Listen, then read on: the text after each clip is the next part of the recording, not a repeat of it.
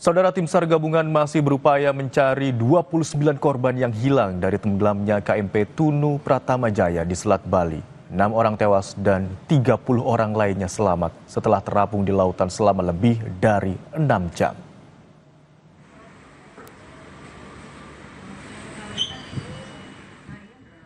Pasca tenggelamnya KMP Tunu Pratama Jaya di Selat Bali, mantan Menteri Kelautan dan Perikanan Susi Pujiastuti mengingatkan pemerintah untuk mewaspadai cuaca buruk yang berpotensi menyebabkan bencana transportasi laut. Susi bilang, bulan Mei hingga Agustus, pemerintah sebaiknya mendorong masyarakat menggunakan transportasi udara untuk perjalanan antar pulau mewaspadai cuaca buruk yang terjadi di laut. Memang kalau bulan-bulan Juni, Juli, sampai Agustus, dari Mei, Juni, Juli, Agustus, sebaiknya semua pulau Indonesia, pemerintah untuk menjaga jangan sampai ada kecelakaan, ya meningkatkan transportasi udara. Dan itu tidak mahal. Untuk penerbangan seminggu 3 kali, jarak 1 jam, pemerintah tidak harus spend lebih dari 10-15 miliar.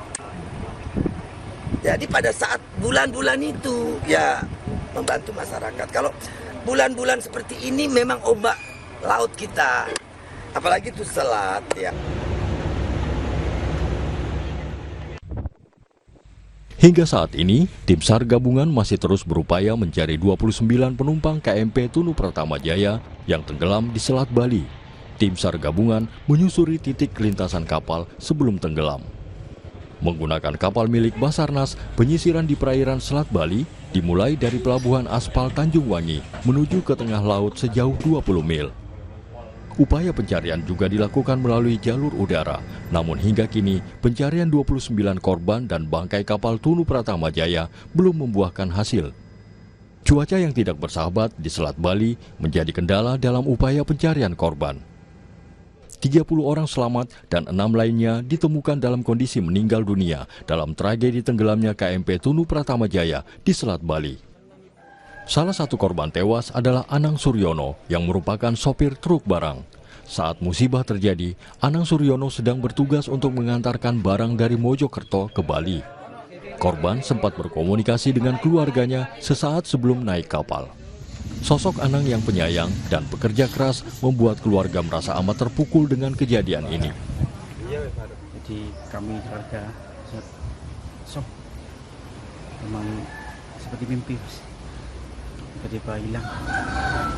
Padahal awal mulanya tidak ada apa-apa, tidak ada firasat apa-apa. Penyayang, sangat-sangat disiplin anak-anaknya, disiplin, penyayang. Tenggelamnya KMP Tunu Pratama Jaya di Selat Bali juga menyisakan trauma bagi korban yang selamat. Salah satunya Bahrul Ulum, penumpang asal Jember, Jawa Timur. Bahrul bercerita, saat perjalanan kondisi kapal miring, air laut sudah masuk ke dalam dek bawah kapal. Melihat banyaknya air yang masuk, Bahrul spontan melompat dari mobil dan menggunakan pelampung untuk menaiki perahu sekoci. Kapal juga miring keadaan mesinnya keadaan mesin mati. Itu kejadiannya nggak lama, sekitar 3 menit kejadiannya. Langsung kembali. Miring kembali. Ya pakai apa namanya itu? Perahu koci saya. Saya selama di tengah itu 6 jam. Oh, pakai pelampung? Ya, dari jam berapa? Dari jam 12 sampai jam setengah. Berapa orang mas yang di sekoci waktu itu? Kalau di sekoci sekitar 16 orang. Komite Nasional Keselamatan Transportasi melakukan investigasi penyebab tenggelamnya KMP Tunu Pratama Jaya di Selat Bali. KNKT mulai mengumpulkan video media sosial, berikut kelayakan kapal, surat persetujuan berlayar, serta alat keadaan darurat seperti pelampung, sekoci, hingga peralatan tanggap darurat saat kapal terjadi kecelakaan. Terjadi kapalnya tenggelam, apapun sebabnya kita belum tahu. Tapi ketika kapal tenggelam ini, kan kru kapal dilatih bagaimana melakukan tanggap darurat.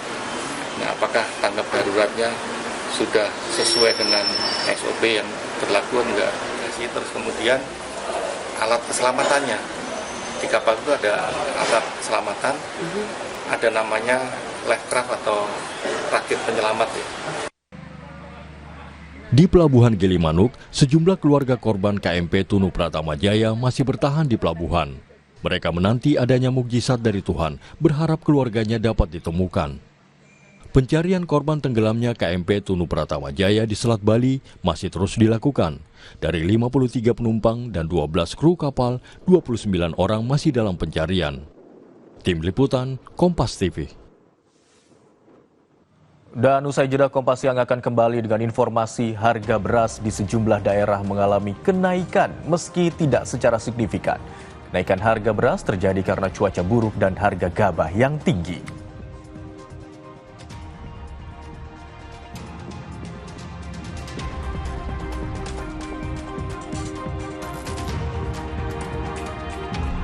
Komisi 1 DPR RI menggelar fit and proper test bagi kandidat calon duta besar luar biasa dan berkuasa penuh Republik Indonesia di 24 negara dan organisasi internasional.